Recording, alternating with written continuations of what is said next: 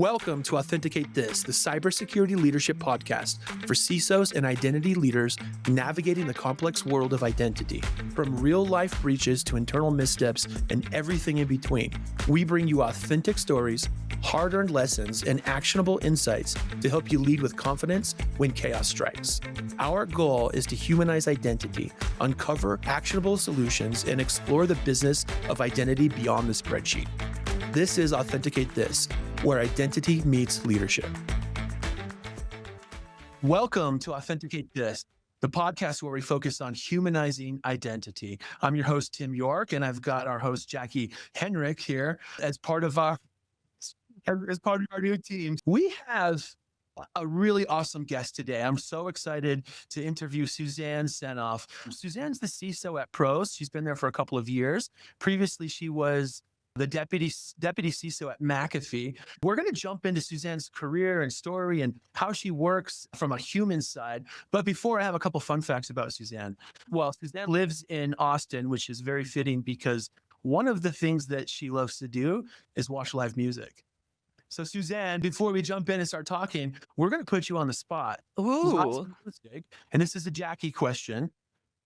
What was your first concert and what was your favorite concert? My first concert, I was 8 or 10, and I can't remember if it was Barry Manilow or Neil Diamond at the stadium in Denver, but it was one of those. And my favorite concert was Pink. I saw Pink, I think it was like 2014 or something like that, 2015. Amazing. She is by far one of my favorite artists. She was pregnant at the time, too. Yeah, and I was looking at her, I'm like, "You are my hero." Yeah, she's an athlete. To be able to sing Totally. and dance and fly around and do all of that. Wow. Yeah. Wow. Okay, one other fun fact about you, Susanne, and this one was a little bit of a shocker, not total shocker, but a little bit of a shocker. Sci-fi books. Yes, totally. Where did that come from? I blame my mother because you should always blame your mother. So she used to take me to the library when I was a kid and we'd pick out books, and somehow I got onto Piers Anthony and I read his whole series. I can't remember the name of the series, but it was like 36 books. Read it like 4 or 5 times all the way through. And what I loved about sci-fi was that it really challenged the way you thought about the world. And so everything that I thought was normal, because you're a kid, it's like, you don't know any different. It's like, this is the way it is. And it was like, no, it doesn't have to be that way. Very cool. Okay, so that's what you learned, and that's how it started as a kid. Mhm. What's your favorite sci-fi series or sci-fi book? My favorite sci-fi book is Childhood's End by Arthur C. Clarke. And I love that book because I read it when I was 15 or 16. I think it was actually assigned to me in a class. And it was one of those, oh my God, moments. It's like it was like page 50, and you discover that literally there's an explanation for everything that's wrong in the world. Sounds like we should put a link to this book. And we're not trying to solve the world problems here, but we are trying to solve the human side of identity here. And that goes to our third fun fact. And we're going to talk about this during the interview, but one of the things that stood out on your profile was that you like to make security fun and make identity fun. Tell us about that. People say that work isn't supposed to be fun, and they say that's why they call it work. And I don't agree. We spend so much time with it. We should be enjoying ourselves. We should enjoy each other. And you can find fun anywhere. On our team, we actively try to laugh. And look, let's be real, security it can be traumatizing in certain ways, right? If you don't laugh, you're going to cry. But when we're all laughing together, it can be amazing.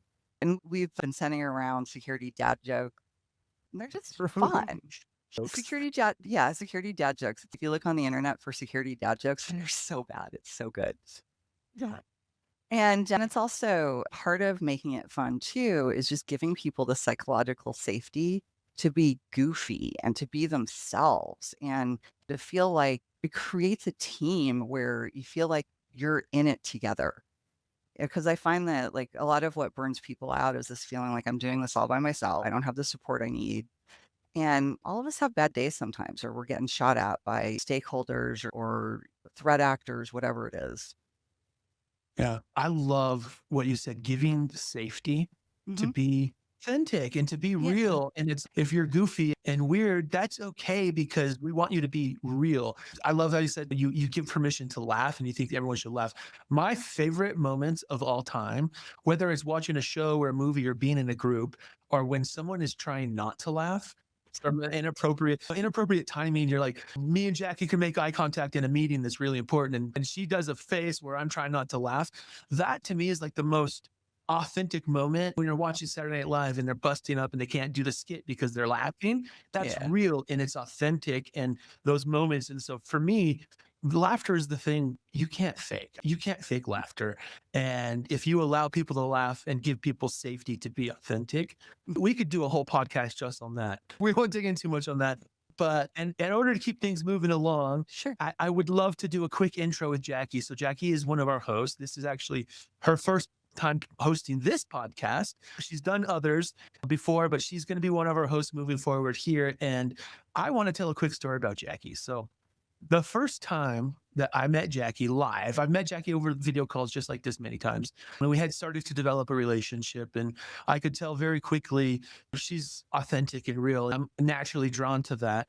We were doing an event in Mexico, and I get off my airplane and I'm getting my baggage and going through, and I hear Timmy, and I look over and Jackie's got her arms out, and we're both sweaty because we're on the planes and it's humid and hot in Mexico, and we just give each other this big hug and it felt like I knew you forever. And I think one of Jackie's skill sets is connection.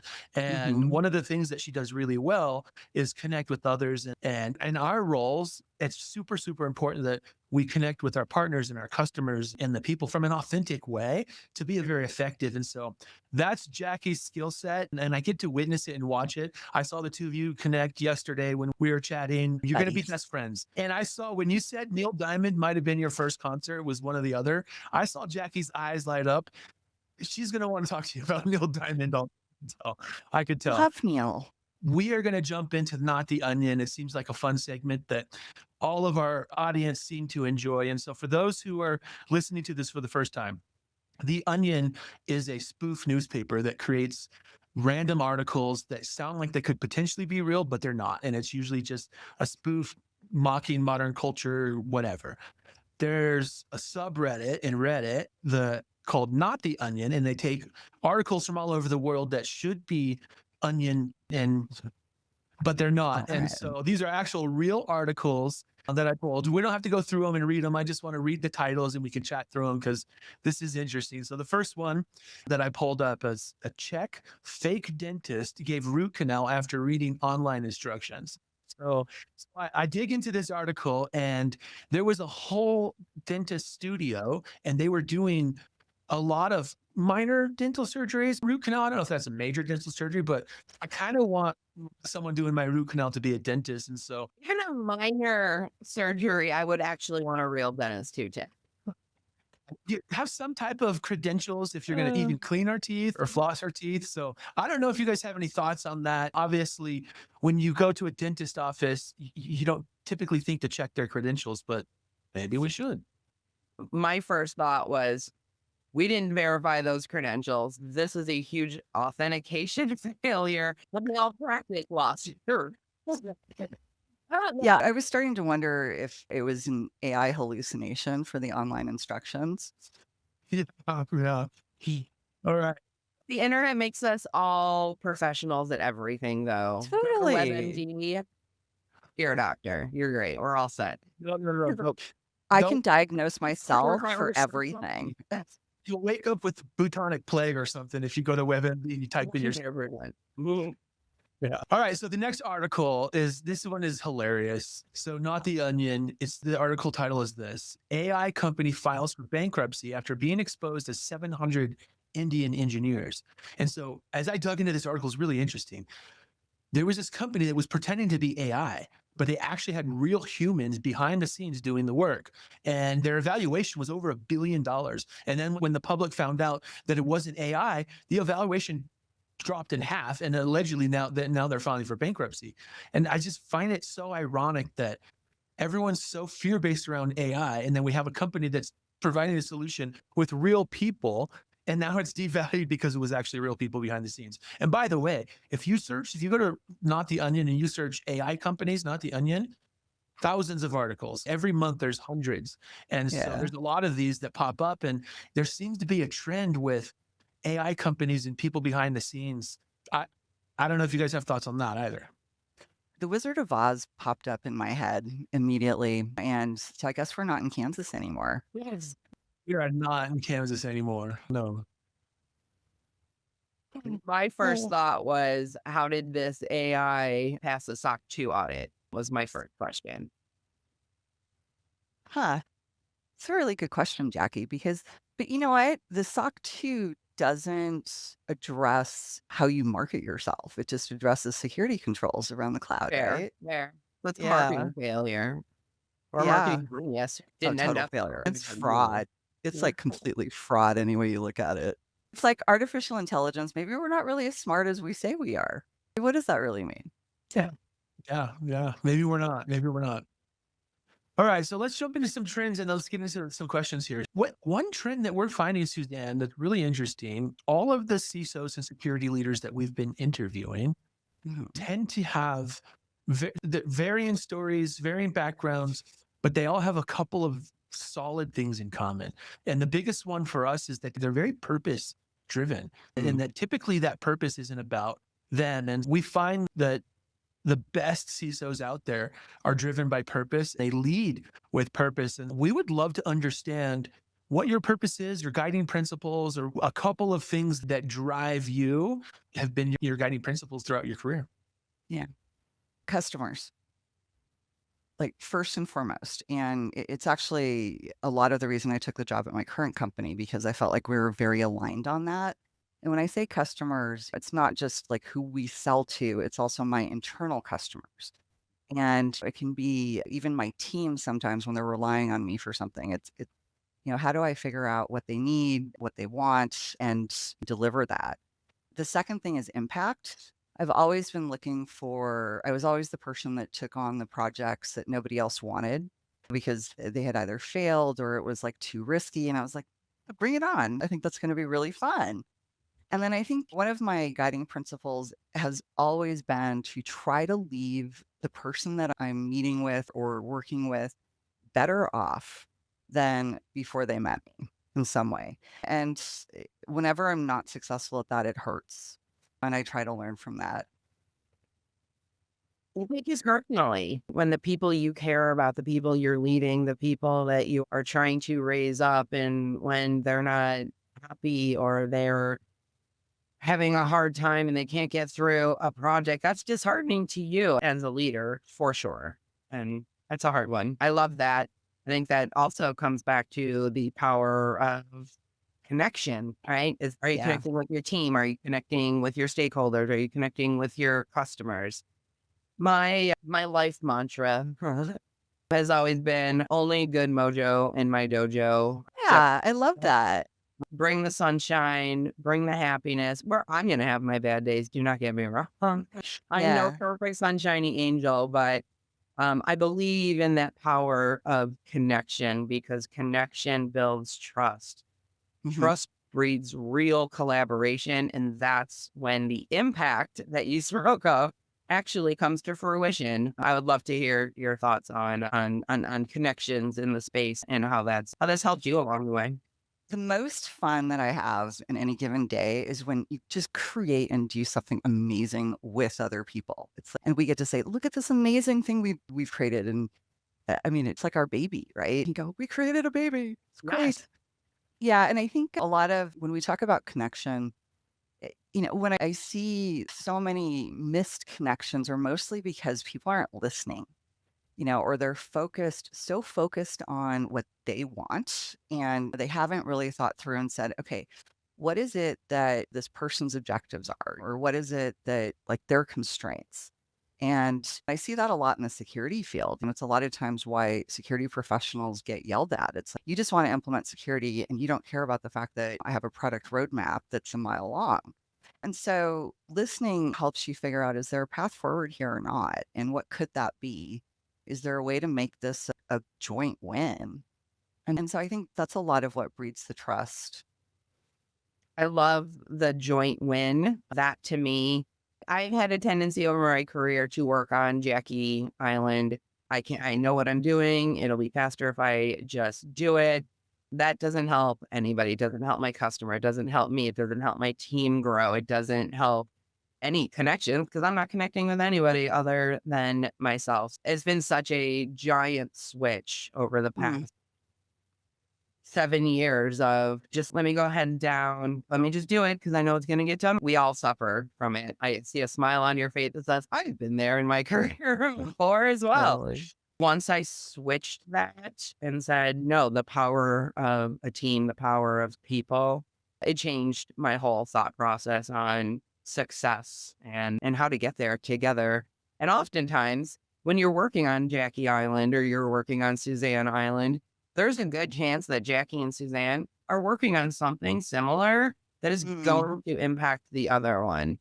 So by the time we get off our islands and actually speak to each other, we've done double the work. I've stepped on your toes, you stepped on mine. So for me, that collaboration, it streamlines your work. You're probably working towards common goals anyway. Do you have any stories that resonate with that? Yeah. So what came to mind when you were talking about that was the feedback I got. There's a point where every leader has been an amazing individual contributor at some point, right? And making that switch into leadership is one of the most difficult things. And I got that feedback of, hey, you're at that point in your career where you have to learn how to create impact through other people. It's not yourself.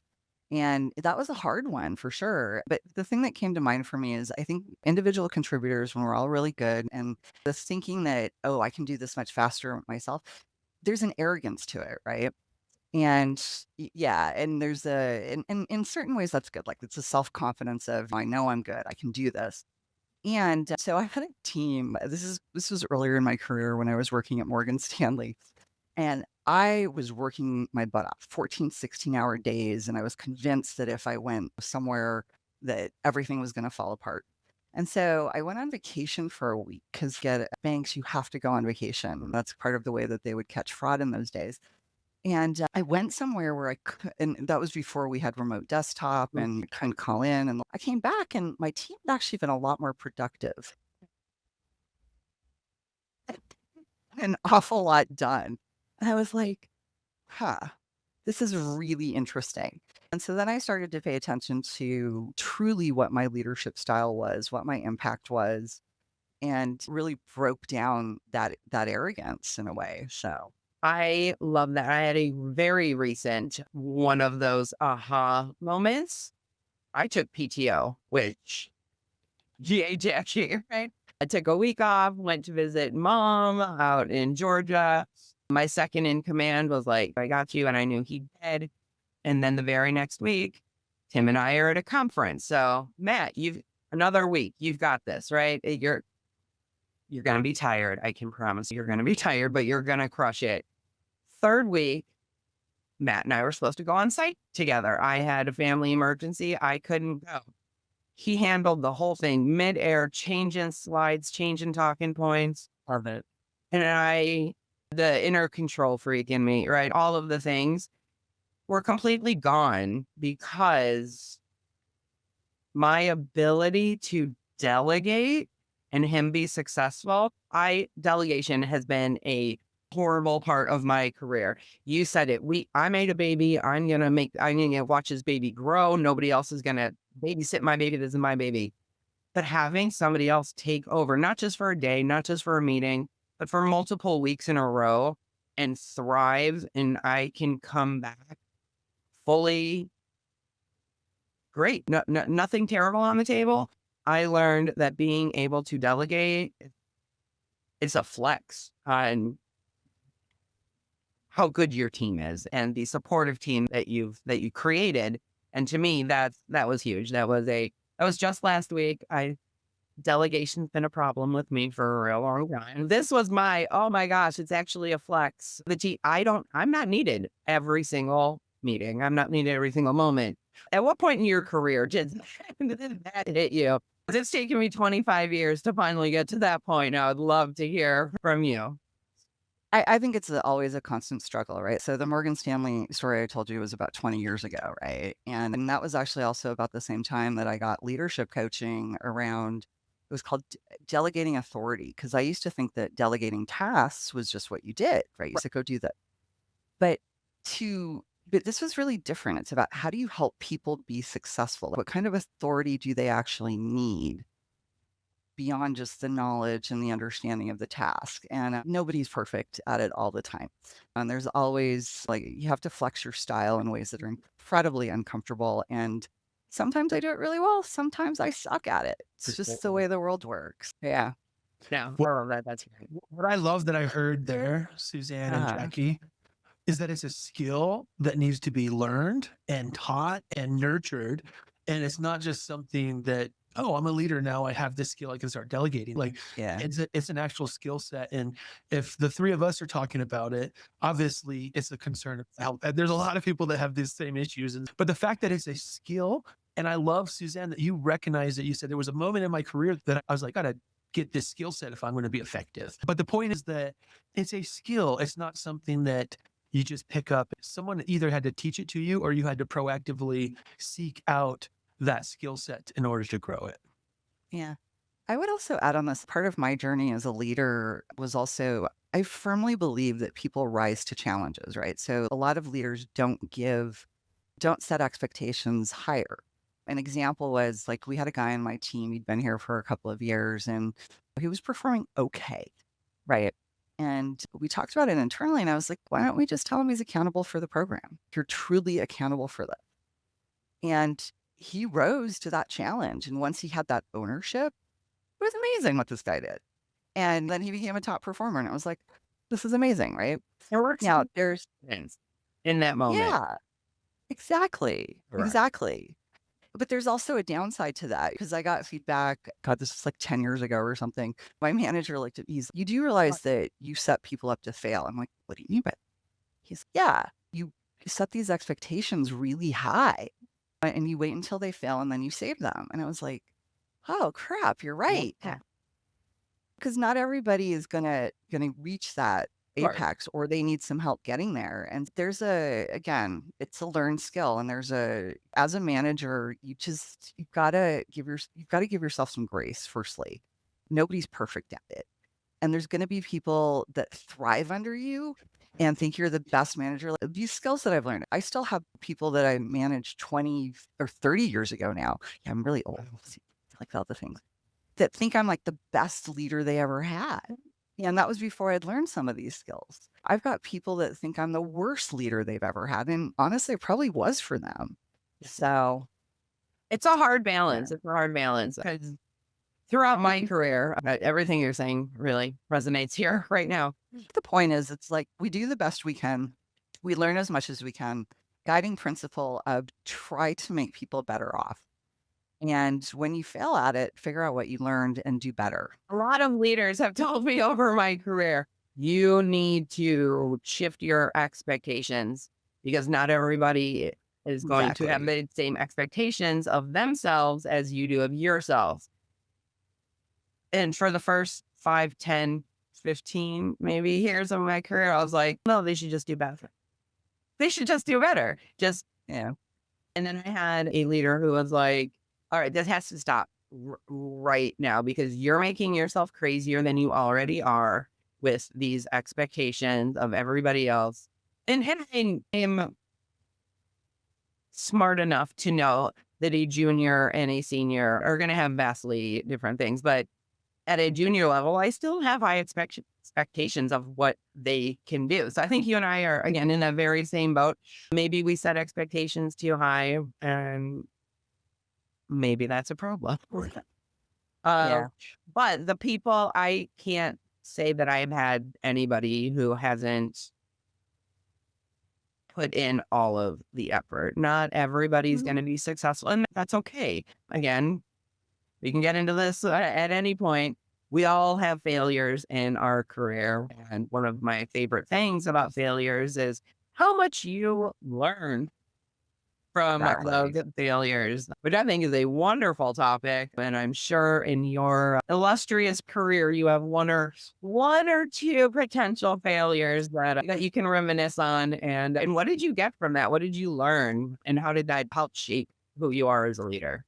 I've had a lot of failures actually, and in small and large ways. And it's actually my favorite interview question when I interview somebody is I ask them for a failure. And if they don't have one, it's an immediate, very negative viewpoint because I want them to have thought about it. So I'm trying to think which ones I can actually talk about publicly, by the way. So when I was probably 10 or 15 years ago, I was put on as a project manager on an ERP implementation. And I'd never done an ERP implementation. And I sold myself on the fact that I got things done and I'd managed really large projects before, but I didn't even know what an ERP was. I had to go look that up. And then I'm sitting with a bunch of the people in there or the project team. They're starting to talk about like COAs. And I'm thinking, is that some sort of dead on arrival thing or what is that? It's part of accounts. And like, I didn't know anything. And it was too much too fast for me. And in an area that frankly I wasn't that interested in. Ooh. And I got fired off the project, rightly, and huge hit to my confidence in many ways. But the benefit of it was I did spend 2 weeks. I took 2 weeks off and went to Hawaii with my now husband and daughter. And we had a great time. And I swam with the manta rays and did a great thing. But I think you talk about the things that I learned there. I've always been very candid about what I've done and where I've been. And like my start in security, I literally told the guy who was hiring me, like, I know nothing about security and haven't worked for a tech company. But at the same time, it's also knowing what do I want to take on and what do I need and asking for what I need, not just believing that it's going to be okay. Because could I have been as successful at that? Yeah, probably. But I would have needed a lot of support and a lot of coaching. And I didn't ask for it. And there was no joy in it because it wasn't something that truly interested you. We Exactly. worth the effort, even in positions that we don't enjoy. And again, that comes back to joy and authenticity. And if you are truly not interested in your job, I was going to say you're going to dial it in. I don't think we're dialing in kind of people. We're still going to give it our all. No. But the energy and the excitement and the let's get the group hooing and hawing and having a good project time is not going to happen in those moments at all. Yeah. And I think too, one of the things that I see a lot is that sometimes there's this expectation, particularly if you're a high performer, that you're just supposed to get it. You're just supposed to know what to do. Of course. And there's also, I hear this a lot with junior employees about we can't ask for what we need because we're not going to get it or but there's going to be a problem if we ask. And it's one of the things I've drilled into my team is ask for what you want. And you're going to love this. My children, by the way, are really good at this because I've told them this too. They're 8 and 14 girls. My 14-year-old girl, she asks for everything she wants. And I told her, I was like, why are you asking for this? She just looks at me. She said, you told me to. How dare she use your own against you? So there's part of me that's, yeah, I did. And I'm really proud of you. And, oh, this is terrible. Well, really annoying. Stop asking for that. The other day, my 9-year-old is making a case. He wants the new Nintendo device. Yeah, totally. And he's making his case. We're in the car and he's like, Dad, the benefit to you is this. And I just look back and he goes, first and foremost, your son's going to be happy. Second, so he starts laying out all of these benefits that were very benefit centric to me. And I look back and I'm like, man, I could really want to buy this for you right now because of the way he said it, right? So our kids are picking up what we're putting down, Susanne. They really are. We got a new sales leader out there in the universe coming. Our New York is coming for all of us. Yeah. That's awesome. I've heard you say a lot of things about early in my career and this, that, and the other. My favorite thing, let's get on your origin story. How did you get into IT? How did that move into cyber? How did that go through leadership, your leadership journey? We all have a silly, weird place that we started, and it's usually not in the industry.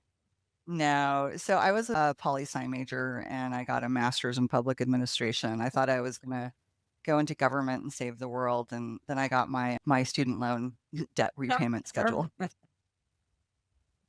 So that was out the window. But I ended up in process reengineering and benchmarking for a utility consulting company.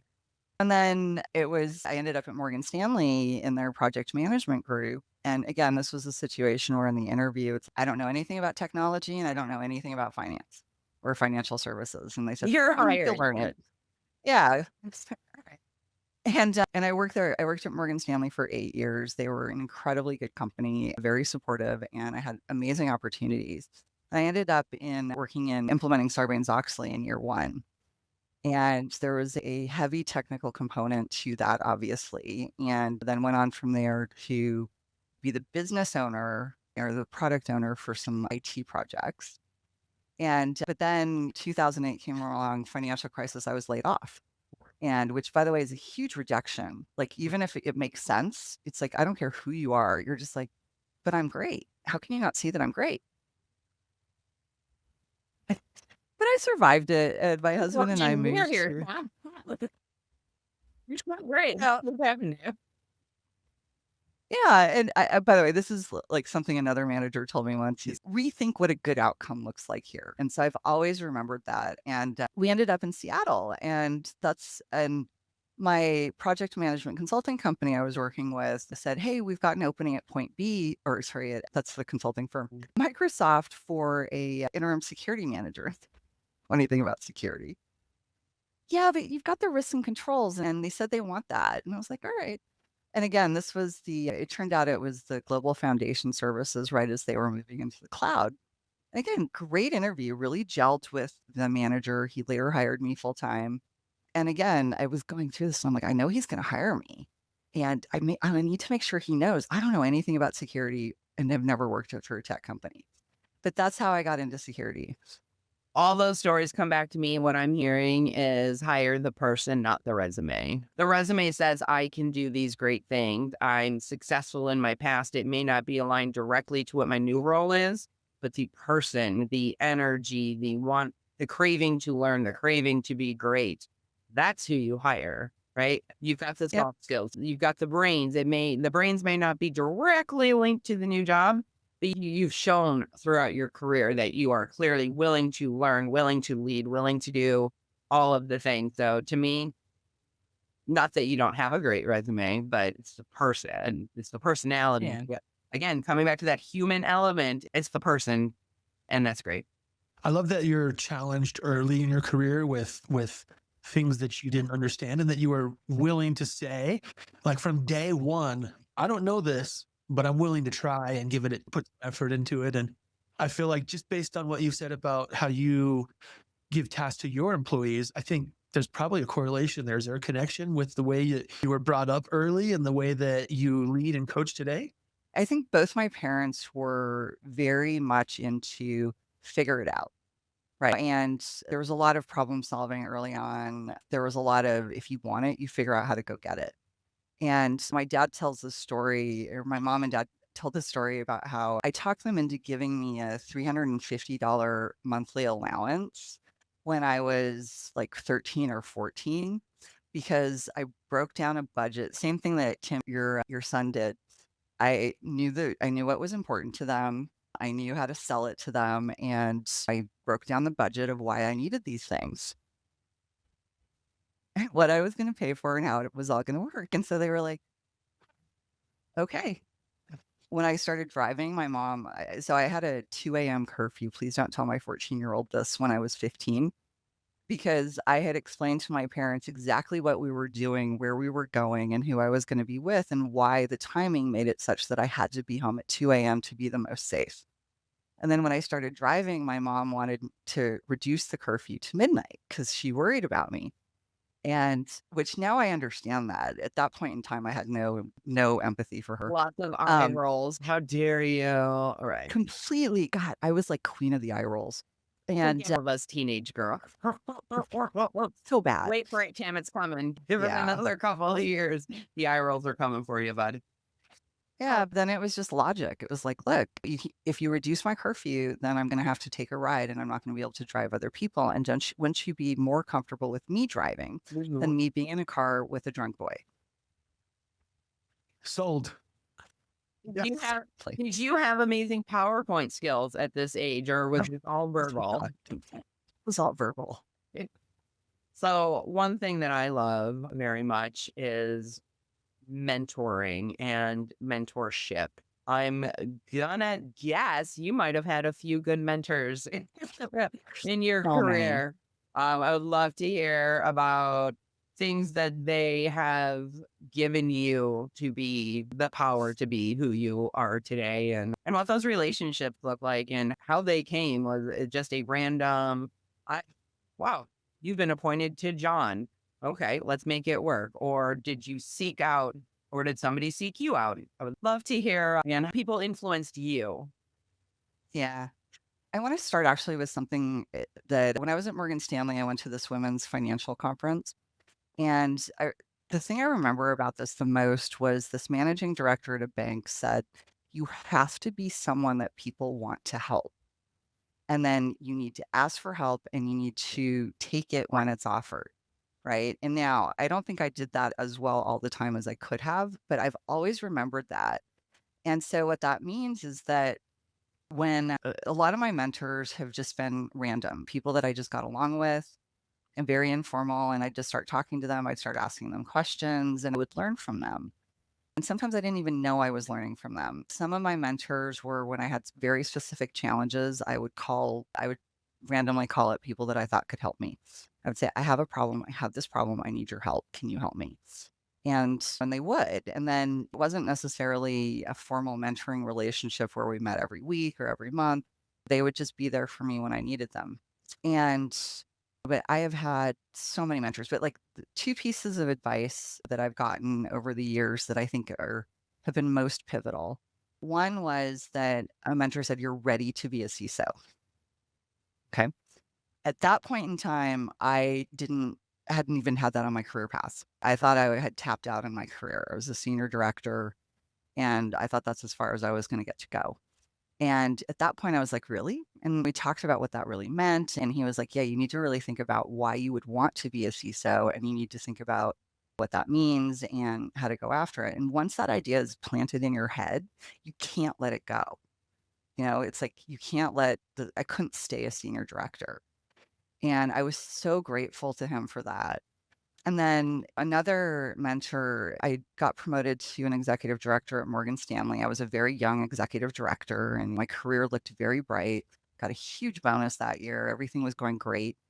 And she told me, she said, make sure you pay attention to the rest of your life, your relationships with your family. If you want kids, I didn't have kids at that point.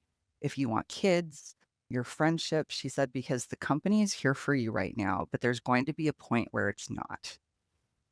And I've shared that advice all over the place because I meet women all the time who are like, oh, my career is too demanding. I want kids, but I just can't. And I'm like, oh no, you have to figure this out. It's believe in yourself that you'll figure it out because your job isn't always going to be there for you. That resonates with me. I was told my whole career, early career, if you ask questions, you'll seem like you're unskilled and people aren't going to trust you. And that was pre-consulting. That was corporate America. You better know how to do your job and just do it and be great, right? I got into consulting and like you, I'd never been a consultant. I enjoy connecting with people. I love talking to people. I love discovery sessions. I love talking identity. I didn't realize that was consulting. Yeah. Consulting was this big scary word out in the universe. Turns out I've been consulting since I could walk. I didn't know that. It took a while. But one of my very first customers when I started consulting, I had no idea what they were talking about. It was an industry I had never seen. And I had to get over my fear of asking what I assumed were stupid questions. Because if I'm giving them a path forward, if I'm road mapping their future and I don't understand a very specific part of their industry, and I ask 6 weeks later, all that trust is out Yeah. the window. So it took me getting over my own fear and my own years of leadership and management telling me, don't ask questions, don't ask questions, to find out that asking questions is one of the greatest skills sets that you can have. And that is something that I preach to my team now. Ask questions, ask often. Do not feel embarrassed about asking, because it's going to show your foresight, your wanting to learn, that craving to understand. And again, the more you understand, the more you connect, the more you trust, the more collaborative everybody gets. I wish I had somebody early in my career who would have given me that advice. 'Cause it's something that I struggled with for until 3 years ago. Well, not until 10 years ago, but the first 15 years, I could have been on a completely different trajectory if I would have Yeah. just asked some questions. And there's something really important that I would love to call out here. Three levers that are pulled in the mentor relationship, right? Like you're either helping someone, so you're asking for help, you're offering help. But what you pointed out, Suzanne, that's really important is to receive help. If someone Yeah. offers you help, to accept it and receive it is a skill set in and of itself, right? To receive that help. And I want to dig into that because I'm assuming there's times when someone offered you help and you're like, I don't need this. And then you think about it and you go, maybe I do need some help. And so I don't know if you have an example or a time whether you offered help and someone didn't receive it, or they did in a way, or vice versa. And then you were part of that situation. Yeah, I actually want to. One of the things that I wanted to talk about is when you seek out mentors, they're not always right. Part of the skill with mentorship is to be able to evaluate what's going to work for you and the like. And so I'll give you an example. So I'd been at Morgan Stanley for a year and they were promoting me to a vice president. And actually, there's two stories related to this. And the first story is I went home and I told my husband that I didn't think I was ready for it. And he started laughing so hard he had to leave the room. And he came back in. Like 15 minutes later, he said, there's not a man in the world that would ever think that way. He said, if they think you're ready, and go. And so I've always remembered that because I do find I have times in my life where I feel like, oh my God, am I ready for this? And I'm like, okay, somebody else thinks I'm ready, or I'm going to do my best. I'm going to add value wherever I can. But back to the advice that you get. So this was actually my manager at the time. He had told me that my internal client had really pushed this. And there's like a 6-month period when they tell you that you're going to get promoted to when you do. And it's not a for sure thing. You're just being put up for promotion. And I said, what do you think I should do between that period of time to like really cement my promotion? And he said, you know how in meetings where, you talk a lot and you give your opinion? I'm like, yeah. He said, stop doing that. Just be quiet. Don't take risks. And I was really confused. And I was like, huh. Because it didn't resonate really well with me. And so I went and I talked to another mentor of mine at the company.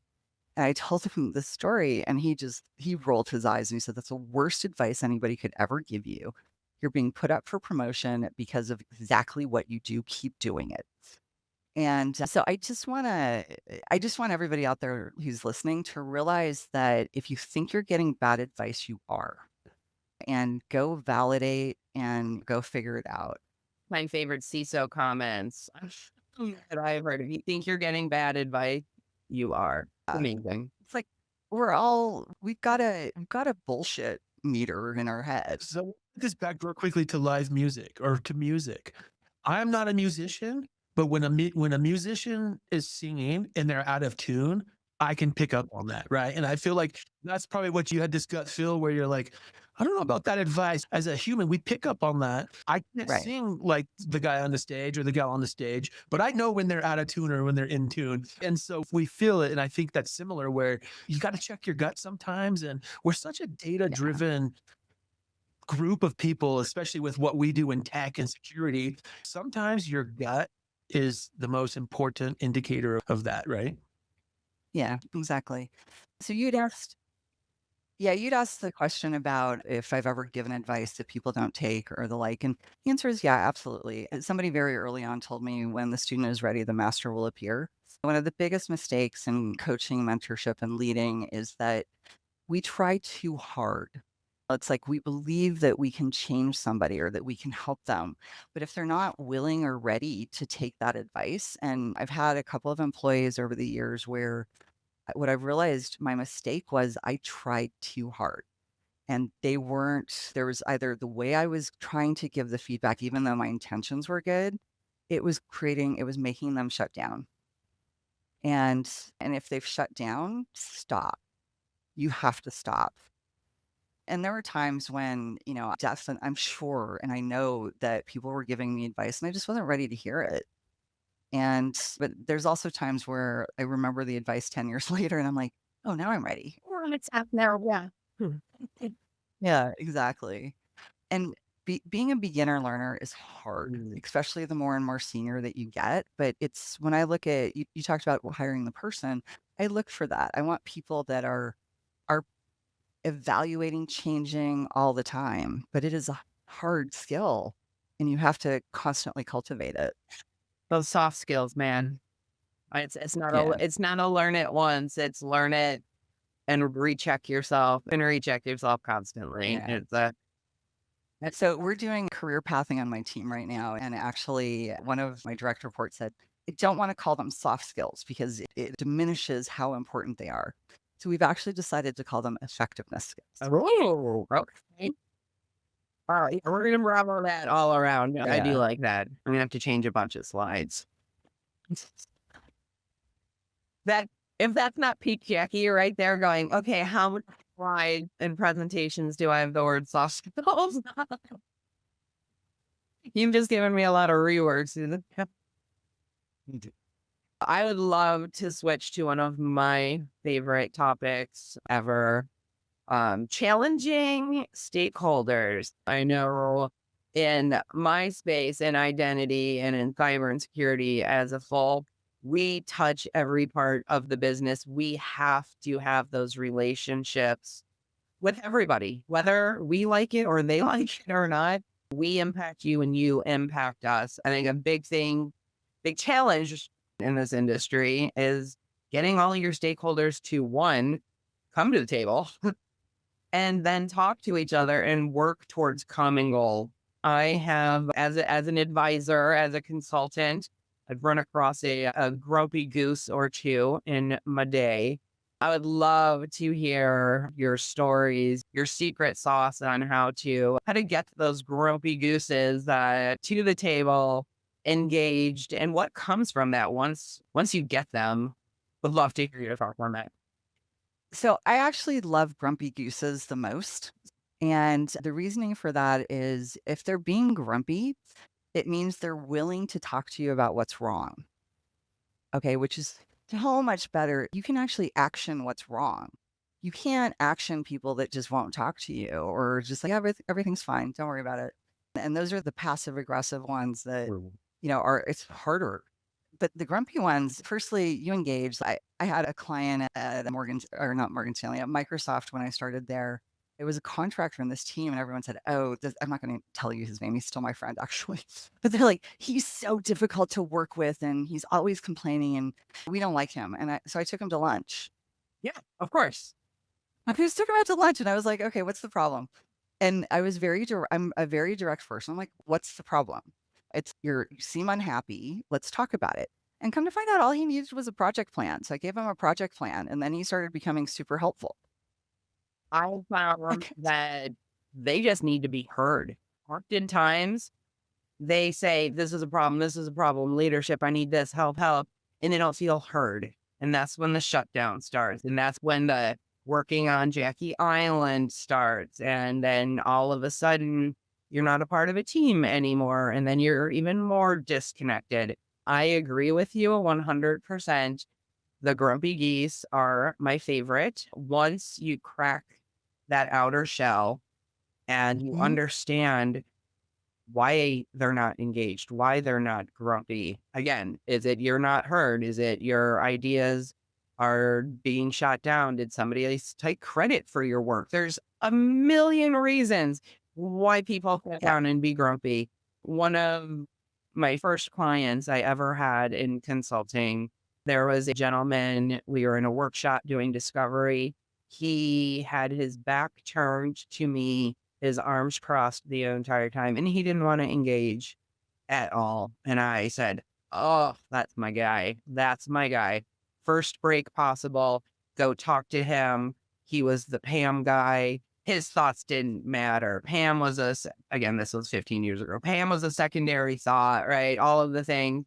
And I made it really important in my next sessions to say, hey, you guys, Pam is critical. Pam is going to make or break your program. Pam, Yeah. chair turns around, arms come down. He is excited. And this is where I coined the term Exactly. grumpy goose to groupie, because once you turn them from grumpy goose, they will be your biggest advocate. They will be your biggest cheerleader, and they're doing half your work now.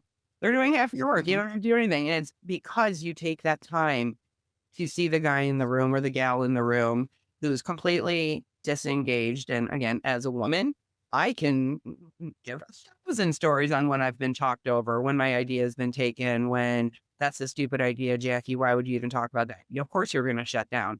So those are the people that I gravitate to. And as my husband jokes all the time, every time I come home from someplace, how many new best friends do you have? And I was like, I've got Bob the Pam guy. And it just, I think it's an often avoided person in the room because, oh gosh, I don't want to interact with somebody who's negative. Why are they negative? Let's get to the root cause. And for me, that's how you engage your stakeholders and turn them again into your biggest cheerleader. It's one of the greatest skills that I think is missing out there. I think there's, as a leader though, too, it's also not just like I can turn anybody into an advocate, right? But you have to turn them for the team Right. too. And we had a situation relatively recently where we were starting to just hear more negativity from one of our partner teams than we'd heard. And I was starting to hear my team griping and complaining about them. And so I called it. I said, look, something's wrong. And I said, and you guys can keep griping and complaining. I said, that's easy, but is it going to solve anything? And they thought about it and they're like, no, actually, it's really not. I said, so let's go figure out what the problem is.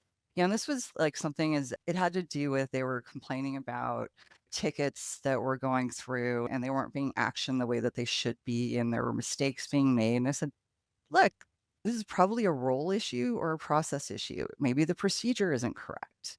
Let's go figure it out because I guarantee you that person isn't any happier than you are. And they're probably griping about you too. And we really talked about it as a team that it's on us to not just go into the complaining, griping mode.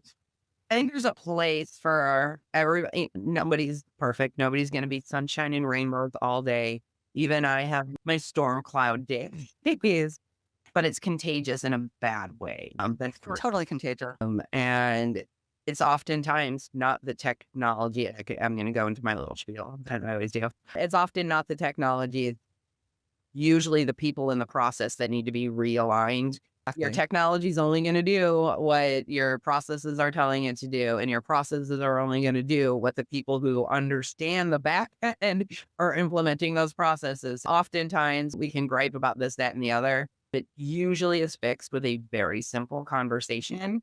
And I think we are, not that I love to pick up my phone and call anybody, but I think that is one thing that we don't do well as a society right now is human connection. That word's come up a couple times on this call already, but it's about the people, about the human connection. COVID lockdown, I think, killed a lot of our spirit. I was a road warrior pre-COVID. My whole identity was a road warrior, was a consultant, was being outside and connecting with people. And then it's like, you get to stay in the same room for 12 hours a day, look out the same window, and but you can't talk to people and you can't see people, and all the dogs that you see, you can't go and pet them anymore. And it literally changed. It's COVID lockdown stole my identity, and it's taken a really long time to get it back. And again, it comes back to I need that human connection. It literally powers me. And it's so important. It's so important. And again, the contagiousness of the negativity on the opposite side. I think you and I are very similar here. The contagiousness of positivity. Tim and I had a very interesting conversation yesterday about gratitude. And I'm thankful for him. He's thankful for me. And we tell each other that often because it's important. And I would love to hear your thoughts on spreading positivity. And granted, like I said, we can't all be sunshine and rainbows, but as a leader, I think it's very important to have that positivity and have that for your team. I would again love to hear your stories, your thoughts on that. Yeah, it's interesting that you say that because I literally wrote an email yesterday, which I ended with, I am grateful for the collaboration that we have here. And I'm sure like the North Korean threat actors that are getting hired in as IT people, we haven't had that at my company yet, but it's so pervasive across CISOs that I talk to. Somebody on my team had gone to a webinar that was really good, summed up all the issues, and I had sent it off to my IT team, my procurement team, my talent acquisition team, including the head of HR. And just said, hey, look, there's a lot of really pragmatic things in here. I think we're doing these. However, can I ask each of you to please read this and please watch the webinar?